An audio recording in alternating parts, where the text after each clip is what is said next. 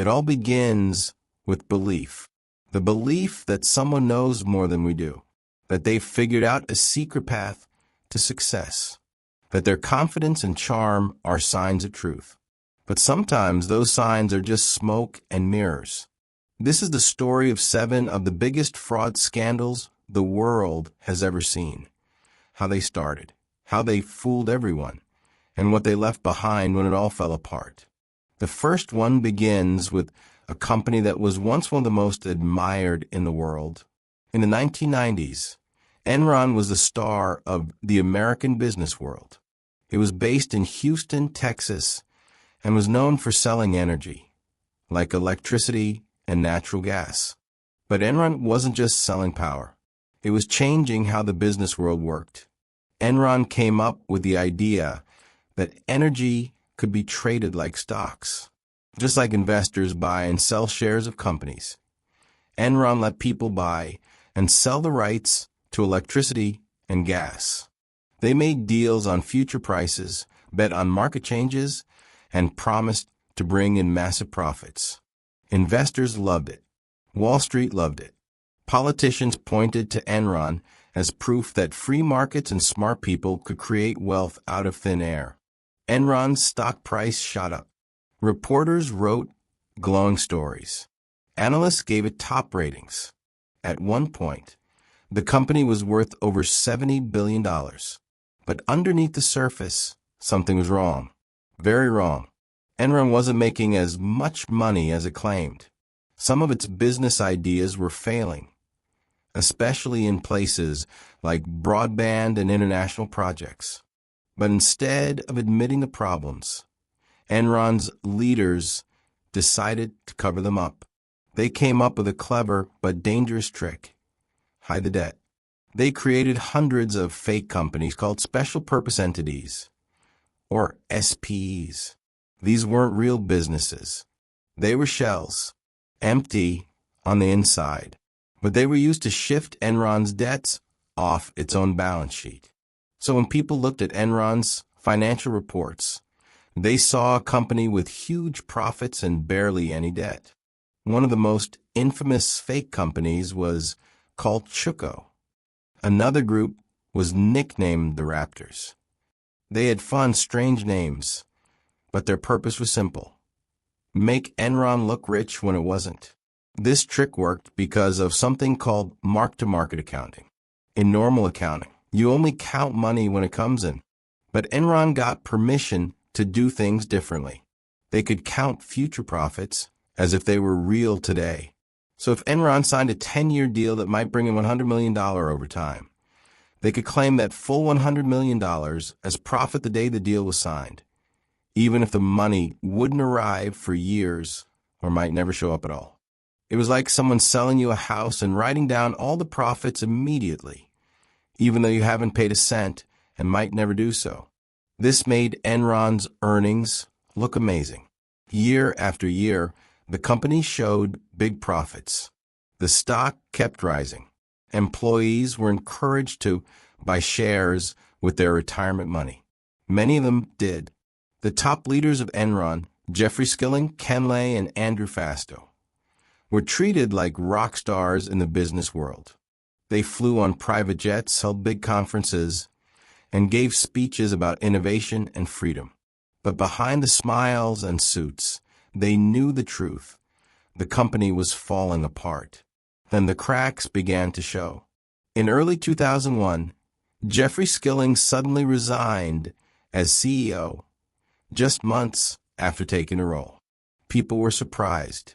He said it was for personal reasons, but something fell off. Soon after, a woman named Sharon Watkins, an Enron vice president, wrote a memo to Ken Lay warning that the company was at risk of imploding in a wave of accounting scandals. Her words were strong, and they were right. By the fall of 2001, journalists and analysts were asking questions. One of the biggest questions was, how exactly does Enron make its money? And no one had a clear answer. When a reporter from Fortune asked that question in an article titled, "Is Enron overpriced?" It was like pulling the first thread of a giant sweater. Things began to unravel fast. The U.S. Securities and Exchange Commission, SEC, started an investigation. Enron was forced to admit it had made over $1 billion in accounting errors. Its stock price crashed, falling from over $90 to less than $1. In December 2001, Enron filed for bankruptcy. At the time, the largest in U.S. history. Thousands of employees lost their jobs. Many lost their life savings and retirement funds, all tied up in Enron stock. Investors were left with nothing. The public was shocked. People had believed, and that belief had been betrayed. The story didn't end there. Investigators dug deeper and found just how massive the fraud was. Andrew Fastow, the chief financial officer, was the mastermind behind many of the fake companies. He was arrested and later pleaded guilty. He served several years in prison. Jeffrey Skilling was found guilty of fraud, conspiracy, and insider trading.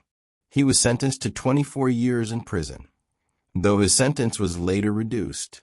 Ken Lay, the founder of Enron, was also found guilty, but before he could be sentenced, he died of a heart attack while vacationing in Colorado. The Enron scandal shocked the entire country and led to massive changes in how companies report their finances. The U.S. passed the Sarbanes-Oxley Act in 2002, which forced companies to be more transparent and honest about their books. But rules can't erase the damage. The Enron story is a warning. It shows how greed, pride, and fear of failure can push even the smartest people to lie, and how those lies can destroy everything. But it also shows something else, how easy it is to believe in something when it looks too good to be true. And speaking of too good to be true, that brings us to our next story. Because while Enron fooled Wall Street with fake profits, another man was quietly building the biggest Ponzi scheme in history. He didn't use shell companies. He didn't create fake accounting tricks. He just lied with a calm voice, a warm smile, and decades of trust. His name was Bernie Madoff. In the heart of Manhattan, tucked into a quiet corner of the financial world, Bernie Madoff ran an investment firm that promised something magical: steady, reliable returns year after year. While the rest of Wall Street bounced up and down like a roller coaster, Madoff's numbers looked calm, smooth, perfect. Too perfect. But no one seemed to notice, or maybe no one wanted to, because Bernie wasn't just another money manager. He was respected, connected, and trusted. A former chairman of the NASDAQ stock exchange, Madoff had spent decades building his reputation. His office had the quiet confidence of a man who didn't need to brag. And when people invested with him, they felt like they were getting into a secret club. The kind of club where money never went down. Investors included celebrities, wealthy families, charities, schools, banks, and even retirement funds. They believed Bernie had a secret formula, a special strategy that let him make money whether the market went up or down. And he wasn't greedy. He told people he only accepted a limited number of clients. If you were lucky enough to get in, you didn't ask too many questions. Month after month, year after year, Madoff reported consistent profits. Sometimes small, sometimes larger, but always positive. In the world of investing, where even the best funds lose money sometimes, this kind of success was unheard of. But there was no secret formula. There were no smart trades. There was no investing happening at all. What Bernie Madoff was really running was a Ponzi scheme, one of the biggest the world has ever seen. A Ponzi scheme is simple, really. You take money from new investors and use it to pay the old ones. As long as more people keep giving you money, you can keep pretending everything is fine. The name comes from Charles Ponzi, a con artist from the 1920s who promised to double people's money in weeks. It worked until it didn't. And Madoff's scheme? It was the same idea, just bigger, much bigger. When someone asked for their profits, Bernie paid them with cash from newer investors. There were no real trades, no stocks, no magic strategy. Just lies printed on paper and delivered in neat envelopes that made people smile. He even created fake account statements. They looked real, names of real companies, real numbers, carefully typed and mailed out each month. But none of it was true. Bernie had a back office with only a few employees, including his right-hand man Frank DePascali, who helped cook the books. And still, no one stopped him. You might wonder, how could something this huge go unnoticed for so long? The truth is, some people did notice. There were a few experts, like a financial analyst named Harry Markopolos, who tried to sound the alarm. In 1999, Harry looked at Madoff's returns and realized they were impossible. He sent reports to the SEC, the government agency that watches over financial markets, and said Madoff was running a fraud. But the SEC didn't listen. Madoff was too well known, too respected. They visited his office a few times, but never pushed hard. They didn't dig deep. They trusted the image. For years, Bernie kept the scheme going, through good markets and bad. Through 9/11 and the housing bubble, he kept printing fake returns, and more people kept investing. By 2008, Bernie was managing around $65 billion, but only a fraction of that was real money. Most of it was fake profits, made-up numbers. And then came the crash. In late 2008, the U.S. economy fell into a deep crisis.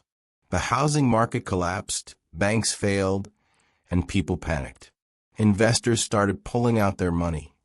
Lots of money, all at once. That was when Bernie's house of cards finally fell. He couldn't keep up. There weren't enough new investors to cover the old ones. The machine broke. On December 10, 2008, Madoff sat down with his two sons, Mark and Andrew, and confessed. He told them it was all a lie, that the business they thought was making money was actually a giant scam. His sons were stunned. They didn't try to hide it. They reported their father to the authorities the very next day. On December 11th, Bernie Madoff was arrested. The news shocked the world. The headlines were everywhere. People were in disbelief. This wasn't just a small-time crook. This was Bernard L. Madoff, one of the most trusted names on Wall Street. The damage was enormous. Thousands of people lost their life savings. Charities were destroyed. Universities lost endowments. Some people were ruined completely. One of the saddest parts was the emotional toll. Some victims were elderly. Some were cancer patients who had trusted Bernie with the last of their money. Some people, like investor Cherry de la Villa Hutchett, took their own lives out of shame and despair. Even Madoff's own family couldn't escape the pain. His son Mark, who had turned him in, died by suicide 2 years later. His other son, Andrew, died of cancer in 2014. Bernie's wife, Ruth, said she had no idea about the fraud and cut ties with him after the arrest. In 2009, Madoff pleaded guilty to 11 federal crimes, including securities fraud, wire fraud, and money laundering. He admitted everything. He said the whole thing had started in the early 1990s, or maybe earlier. The judge sentenced him to 150 years in prison, the maximum allowed by law. He died in prison in 2021. The Madoff case changed how people looked at trust in finance. It forced regulators to tighten rules and review how they monitor investment firms. But just like with Enron, the damage had already been done. And the lesson was clear: just because something looks safe doesn't mean it is. The problem wasn't just the fraud itself. It was the belief, the willingness to believe that someone out there had all the answers, that someone could make money in all markets, without risk forever. People believed because they wanted to, and that belief blinded them. But Bernie Madoff wasn't the only one who fooled the world. There was another man far from Wall Street who promised not steady returns, but instant riches. A man who didn't need investors or stock markets. All he needed was coffee and a dream. That man was Carlos Ponzi's spiritual successor in Brazil, Carlos the Coffee King, and the story of the Brazilian bank scam. But to truly understand it, we have to head south to a country where trust like coffee beans was traded in bulk. The year was 1989, and in Brazil the streets were buzzing. Inflation was out of control. Prices could double in just weeks. People were desperate to find ways to protect their money. Banks couldn't be trusted, and the economy was shaky at best. Everyone was looking for something, anything, that felt stable.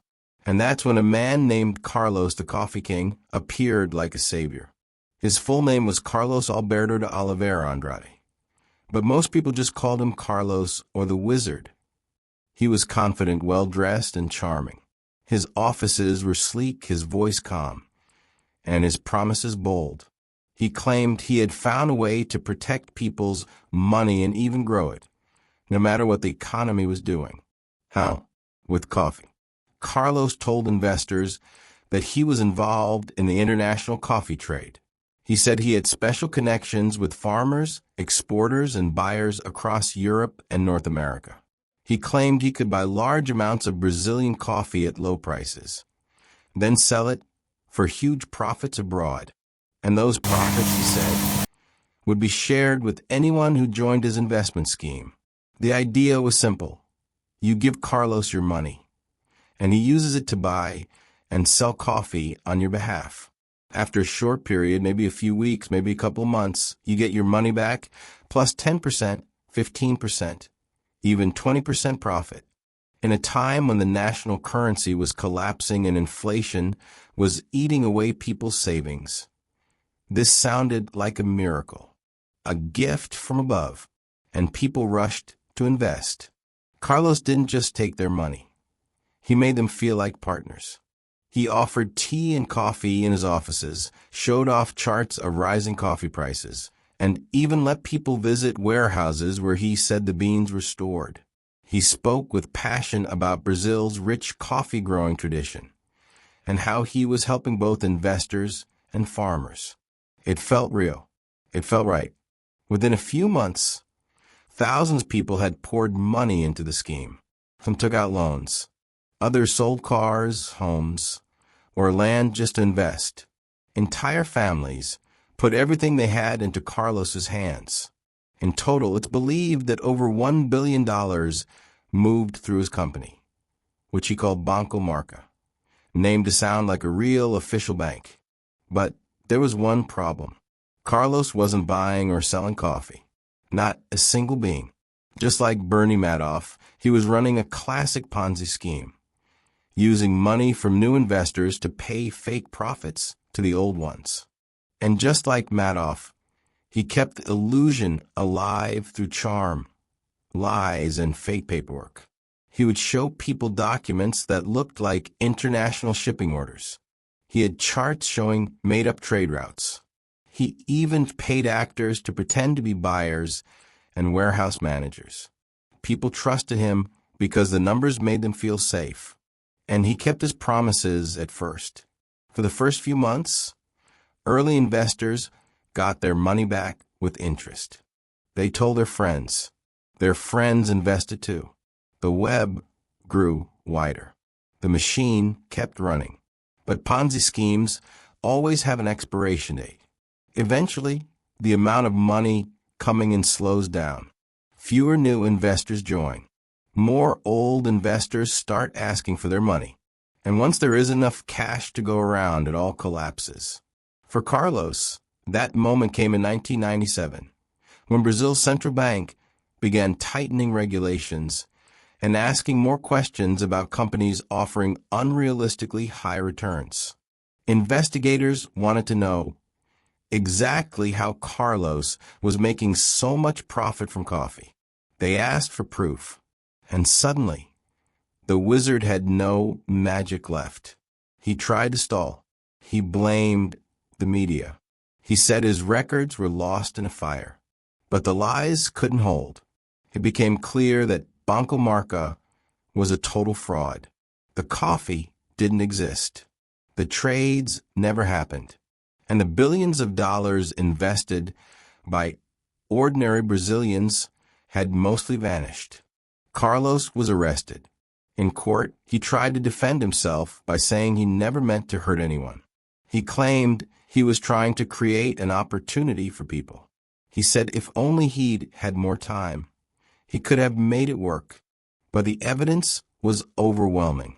He was found guilty of fraud, embezzlement, and money laundering. His sentence was long, though he ended up serving less than people expected due to legal loopholes and time already spent in custody. Still, the damage was done. Families lost their homes. Retirement funds were wiped out. Some people never recovered. Like in the Enron and Madoff cases, the pain wasn't just financial, it was emotional. People had believed in something. They had believed in someone, and that belief had been used against them.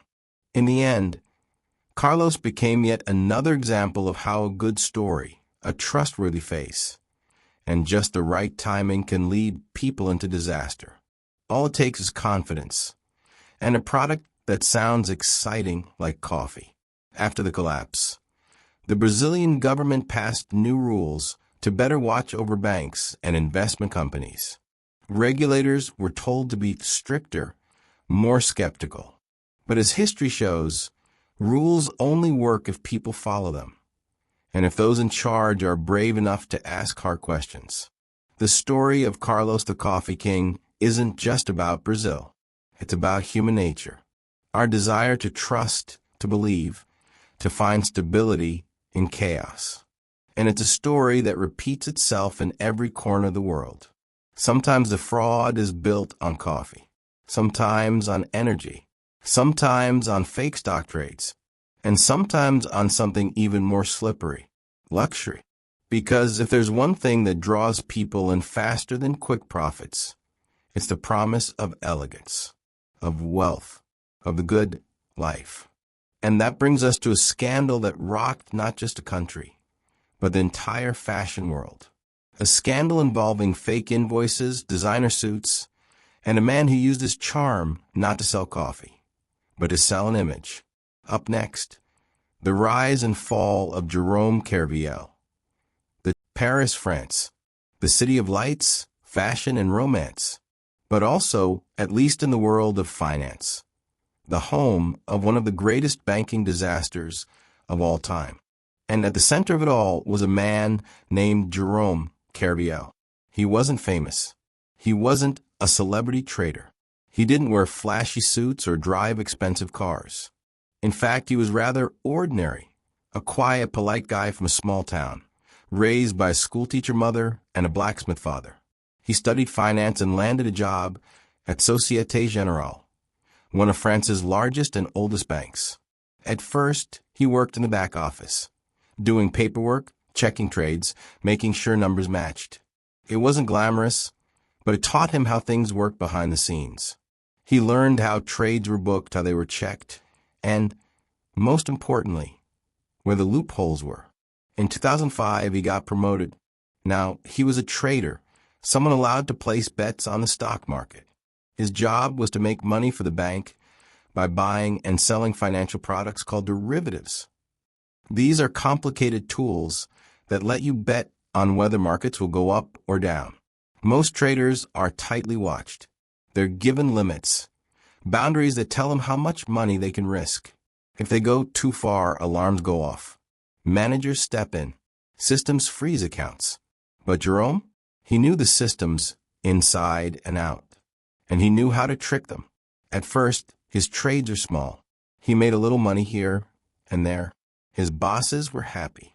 Then, as his confidence grew, his bets got bigger and bigger and bigger.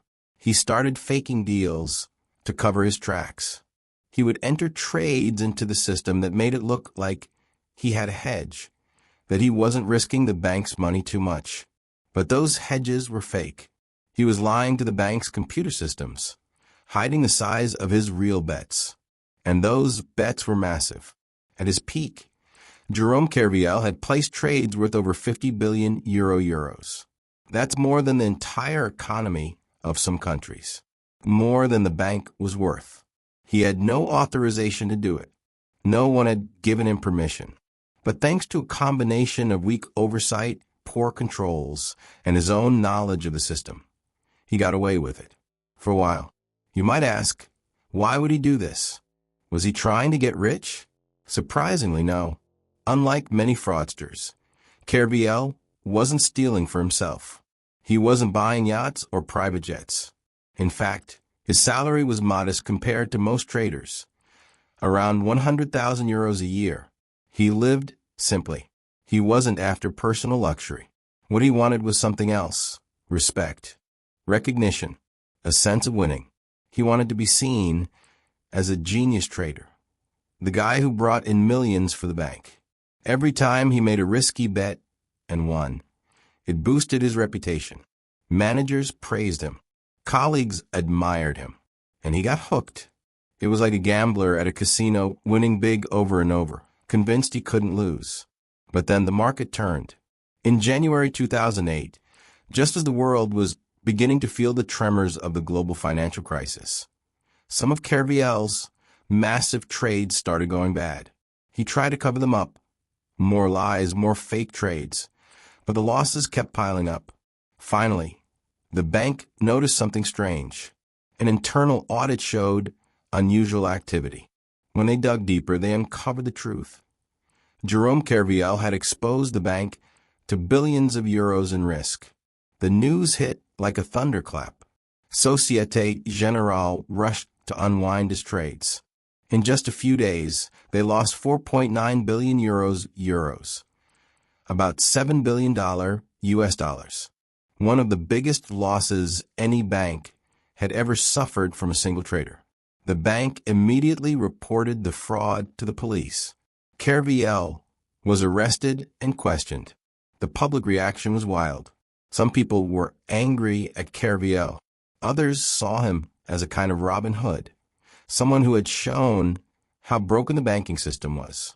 After all, he hadn't stolen for himself. He hadn't fled with the money. He had just played the system too well and lost. The bank, meanwhile, blamed him entirely. They said he acted alone, tricked everyone, and betrayed their trust. But Kerviel said something different. He claimed that his bosses knew what he was doing, or at least suspected. He said they turned a blind eye because he was making money. Only when the losses hit did they suddenly become shocked. And he might not have been wrong. Many experts questioned how a single man could make such huge bets without anyone noticing. How could he control 50 billion euros in trades without approval? How could fake trades go unchecked for months? The case went to court. In 2010, Kerviel was found guilty of abuse of confidence, forgery, and unauthorized use of computer systems. He was sentenced to 5 years in prison, with 2 years suspended. He was also ordered to pay back the full 4.9 billion euros, an impossible sum. Of course, he never did. No individual could. Kerviel served part of his sentence before being released. After prison, he walked from Rome to Paris as a kind of pilgrimage, meeting with church leaders and talking about ethics and justice. He later wrote a book about his experience. The Kerviel case left deep scars. The bank's reputation was damaged.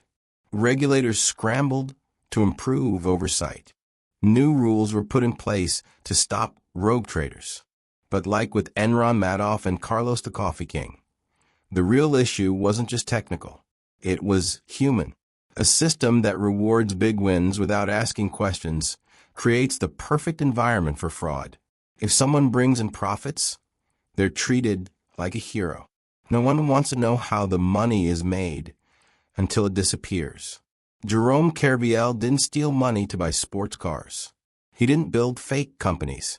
He didn't create a Ponzi scheme.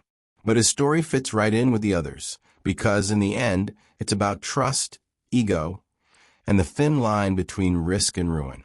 He believed he could beat the system. and the system let him try until it broke. But if Kerviel's fraud was about gambling on the markets, the next one was even stranger. It wasn't about banking or coffee or investments. It was about blood. Yes, blood. Because in the next chapter, we'll step into the clean, white, high-tech world of healthcare. And we'll meet a woman who promised to change the world with just a drop of blood. She wore black turtlenecks like Steve Jobs. She spoke like a visionary. She convinced billionaires, generals, and presidents to believe in her. But her company? It was built on lies. Coming up next, Elizabeth Holmes and the Theranos fantasy. How one drop of blood fooled the world. She wore the same black turtleneck every day. Her voice was unusually deep. She spoke in calm, measured tones, as if every word she said was part of some brilliant master plan. Her name was Elizabeth Holmes, and for a while she was considered one of the most successful young entrepreneurs in the world. She was on magazine covers. She gave TED Talks. She was compared to Steve Jobs, and her company, Theranos, was going to change the world. At least, that's what she told everyone. But behind the sleek branding and bright promises, a dark truth was hiding. Elizabeth Holmes didn't just stretch the truth. She built her entire company on lies. And in doing so, she risked not just billions of dollars, but people's health, their safety, and even their lives. It all started with a simple idea. Holmes was a college dropout from Stanford University.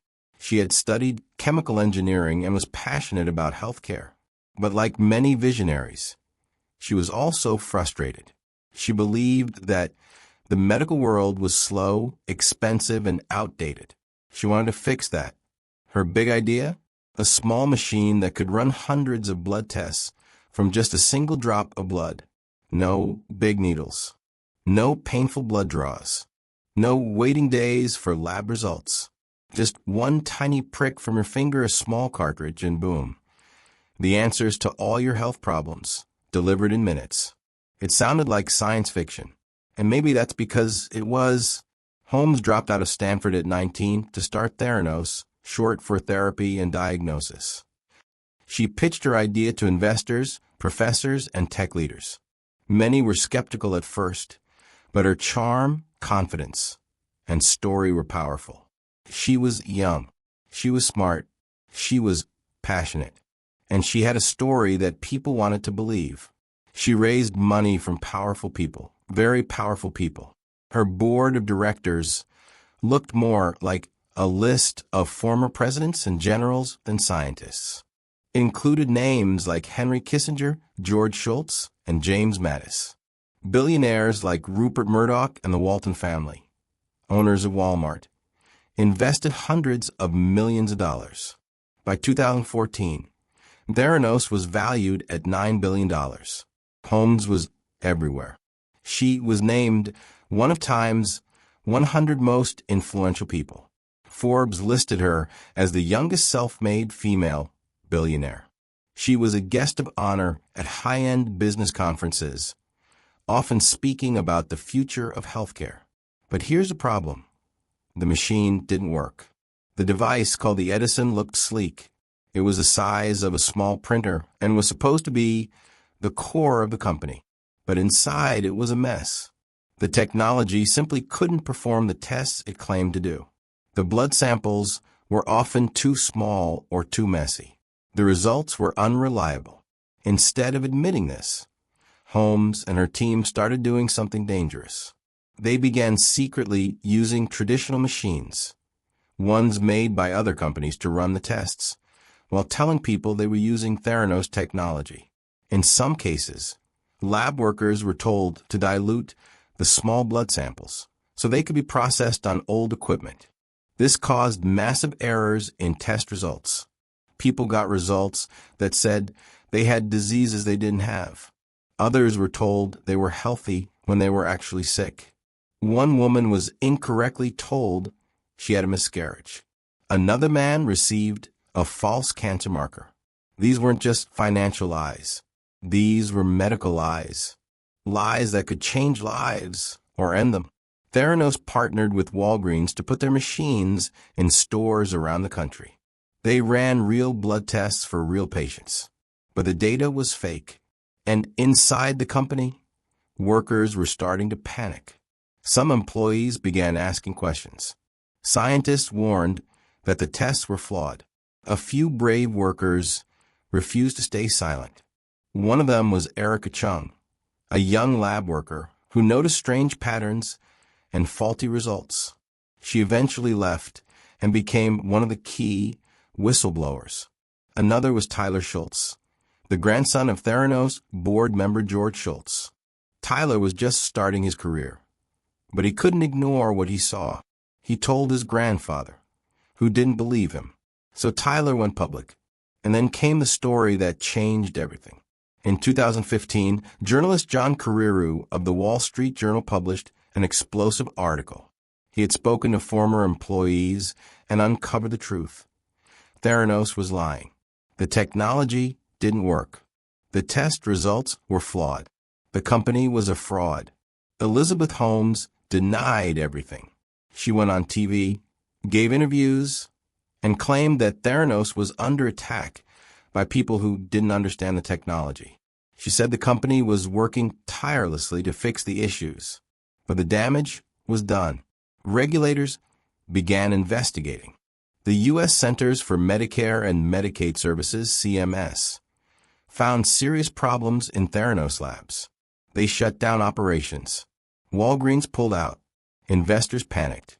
By 2016, Theranos was worth nothing. Holmes, once hailed as a genius, was now being called a con artist. In 2018, Holmes and her former boyfriend and Theranos president Sunny Balwani were charged with multiple counts of fraud and conspiracy. Prosecutors said they had knowingly lied to investors, doctors, and patients. The court case was long and emotional. Holmes cried on the stand, claiming she never meant to hurt anyone. She said Balwani had abused and manipulated her. Balwani denied it, but the jury wasn't convinced. In 2022, Elizabeth Holmes was found guilty on 4 counts of fraud. She was sentenced to over 11 years in prison. Balwani received a 13-year sentence. It was one of the most shocking falls from grace in Silicon Valley history.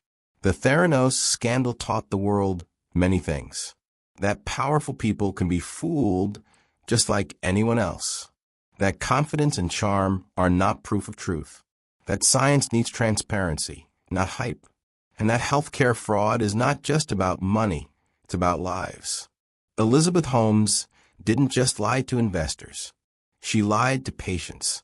She put people at risk. And she did it with a straight face and a black turtleneck, talking about changing the world.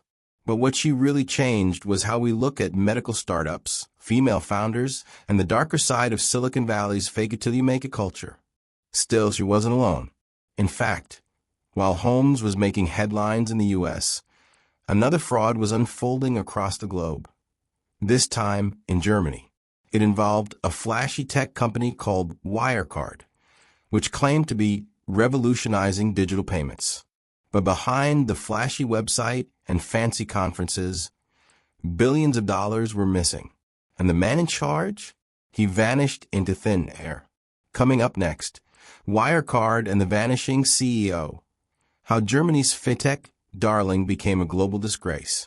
For a long time, Germany was known for making things you could trust: cars, machines, tools. Solid, dependable, precise.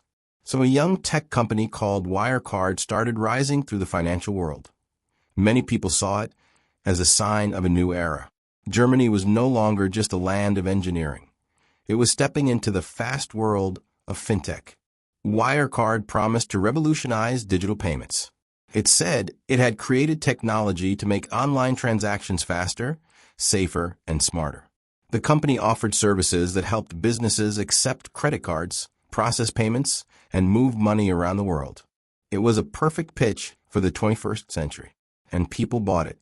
By 2018, Wirecard was worth over $24 billion. It became a member of the DAX 30, Germany's most elite stock index, alongside giants like BMW and Siemens. Investors cheered. The media praised it.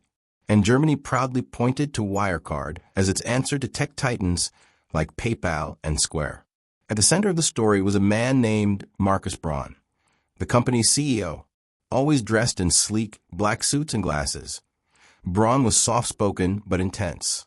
He claimed Wirecard was changing the way the world handled money, and that it was doing it faster than anyone else. But something about the company didn't quite add up. Over the years, journalists and short sellers, investors who bet on companies to fail, kept asking questions. They noticed strange things in Wirecard's financial reports. Some of its biggest profits came from countries where it had almost no offices. A lot of its business was run through mysterious third-party partners.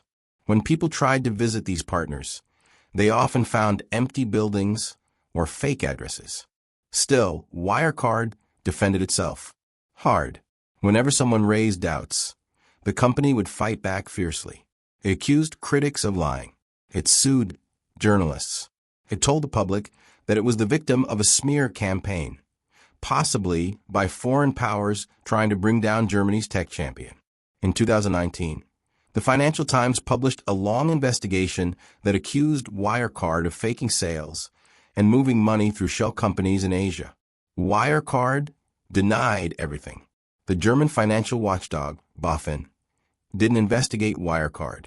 Instead, they investigated the journalists. Yes, you read that right. Germany's top financial regulators took Wirecard's side and accused the Financial Times of manipulating the market. But behind the scenes, the truth was starting to come out. A whistleblower inside the company, along with growing pressure from outside investigators, finally forced Wirecard to hire an independent auditor. This firm, KPMG, was supposed to review the company's finances and prove everything was fine.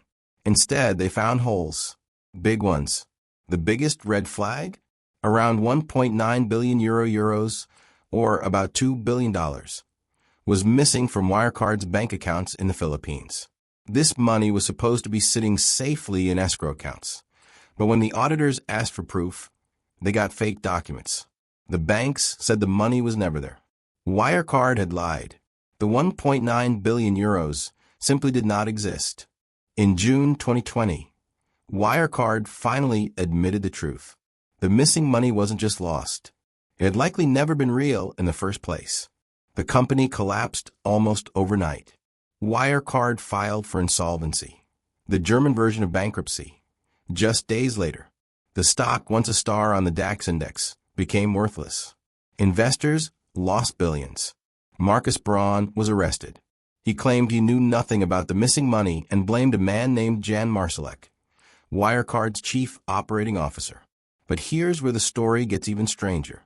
When police went to find Marsalek, he was gone. Vanished. He had left Germany just before the scandal broke. Some reports said he flew to the Philippines. Others said he was spotted in Belarus, Russia, or even Libya. Marsalek became the subject of an international manhunt. Interpol issued a red notice asking countries around the world to arrest him on sight. But as of today, no one knows where he is. Some believe he was hiding with help from powerful contacts. Others say he may have had ties to intelligence services or political figures. What's certain is that Marsalek took the secrets of Wirecard's fraud with him. Meanwhile, investigators began piecing together what really happened. It turned out that for years, Wirecard had inflated its revenues using fake sales and partnerships. It had moved money through complex chains of shell companies, many based in places with weak regulations: Dubai, Singapore, the Philippines. The money never made it to Wirecard's actual accounts, but the company told investors it had, showing fake records and forged documents to auditors. This wasn't just a tiny fraud. It was one of Europe's largest corporate scandals in modern history. And it raised a painful question. How could this happen in Germany? This wasn't a case of a rogue trader like Jerome Kerviel. It wasn't just hype like Theranos. This was a publicly traded company with billions in assets, operating under the noses of regulators, banks, and investors. And yet no one stopped it. Why? Part of the answer lies in national pride. Germany was eager to have a homegrown tech champion. Wirecard looked like the perfect success story. So instead of asking hard questions, many people chose to believe. Another reason? Complexity. Wirecard's business model was hard to understand. It operated in dozens of countries. Its financials were a maze that made it easier to hide fraud in plain sight, because even experts didn't always understand how the money flowed. But in the end, the story came crashing down, and the damage was massive. Thousands of small investors lost their savings. Pension funds lost money. Germany's financial credibility took a hit. BaFin, the country's top financial watchdog, was embarrassed and eventually overhauled. As for Markus Braun, he remains in custody awaiting trial. He maintains his innocence, claiming he was tricked by others. His trial began in late 2022 and is expected to run for years. And Jan Marsalek? He remains one of the most wanted men in the world. The Wirecard scandal is a modern-day mystery, a mix of high-finance international crime and disappearing executives. But at its core, it's yet another lesson in what happens when trust is abused and questions stop being asked. It's a story that shows even the most high-tech companies, with all their sleek branding and bold promises, are still run by people. And people, as we've seen again and again, can lie. But what happens when the fraud doesn't just cost money or reputations or even jobs? What happens when the fraud leads to a global crisis? In our final chapter, we'll return to the United States. There, we'll look at the story of the 2008 financial collapse, a disaster that started with lies, greed, and risky bets and ended with millions losing homes, savings, and hope. It wasn't one person or one company. It was a system-wide scam, a perfect storm of fraud, hidden risk, and willful ignorance. Coming next, the 2008 financial crisis, when the whole system lied. There are some lies that fool a few people for a short time. And then there are lies so big, so deep, and so widespread that they take down the entire world economy. The 2008 financial crisis wasn't just one scam or one bad company.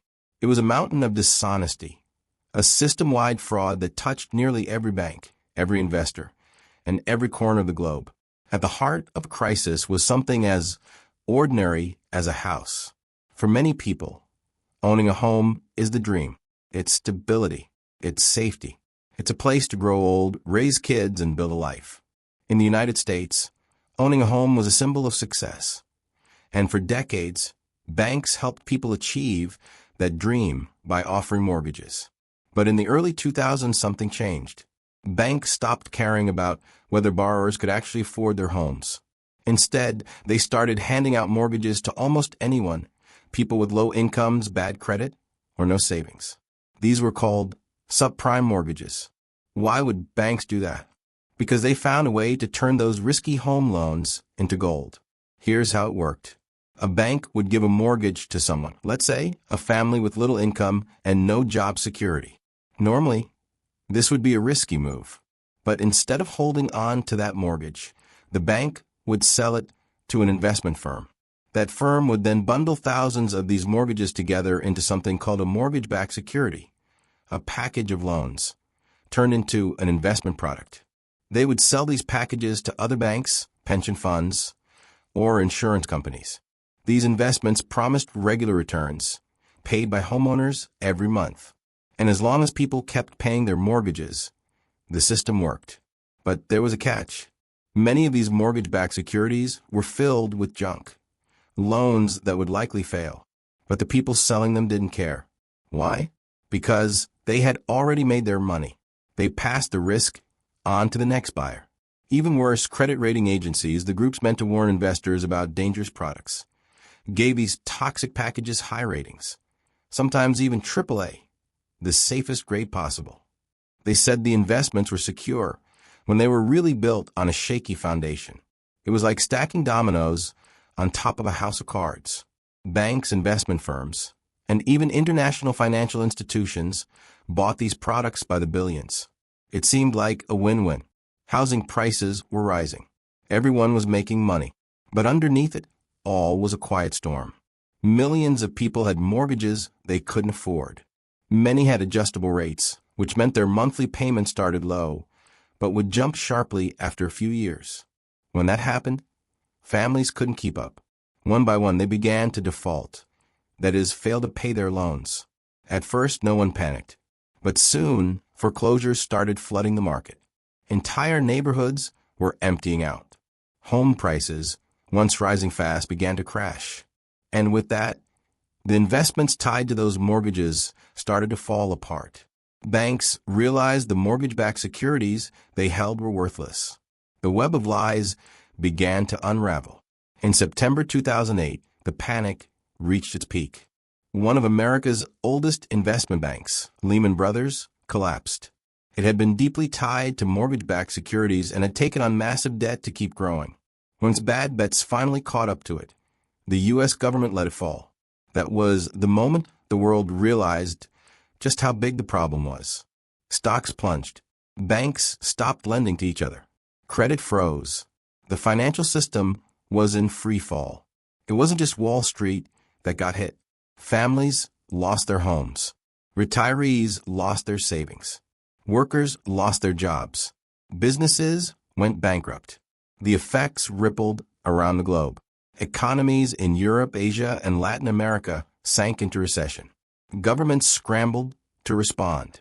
In the U.S., Congress passed a massive rescue package, TARP, or the Troubled Asset Relief Program, which gave $700 billion to banks to keep them afloat. It was controversial. Many Americans were furious that the very banks that caused the crash were being saved, while regular people were losing everything. So, how did this happen? It happened because, for years, people in power ignored the truth. Bankers chased profits and didn't ask questions. Regulators failed to step in. Credit rating agencies handed out false labels. Financial experts played along. And borrowers, many misled by aggressive lenders, took loans they didn't understand. Everyone trusted the system, but the system was broken. And at its core was a dangerous belief. Housing prices will never go down. This belief led banks to lend too much. It led investors to ignore risk. It led regulators to look the other way. But prices did go down, hard. And when they did, the whole house of cards came crashing down. Many of the people behind the crisis, CEOs, bankers, traders, walked away with millions. Some firms paid fines. A few executives were punished. But most never faced jail time. Meanwhile, everyday people were left picking up the pieces. It would take years for the global economy to recover. Unemployment soared. Public trust in banks and government crashed. The crisis helped fuel political anger, protest movements like Occupy Wall Street, and lasting changes to how people saw the financial world. In the years that followed, reforms were passed, like the Dodd-Frank Act, aimed at regulating Wall Street. Banks were forced to hold more cash. Mortgage rules were tightened. New watchdogs were created. But even today, many argue that the root causes of the crisis, greed, complexity, and a lack of accountability, haven't really gone away. The 2008 crisis remains one of the most powerful examples of what can happen when fraud, carelessness, and denial go unchecked. It wasn't just about money. It was about people losing faith in the system. And that, in many ways, is the most dangerous kind of fraud of all. Across these 7 stories, we've seen fraud take many forms. Enron faking profits with accounting tricks. Bernie Madoff running a Ponzi scheme on Wall Street. WorldCom inventing billions in revenue.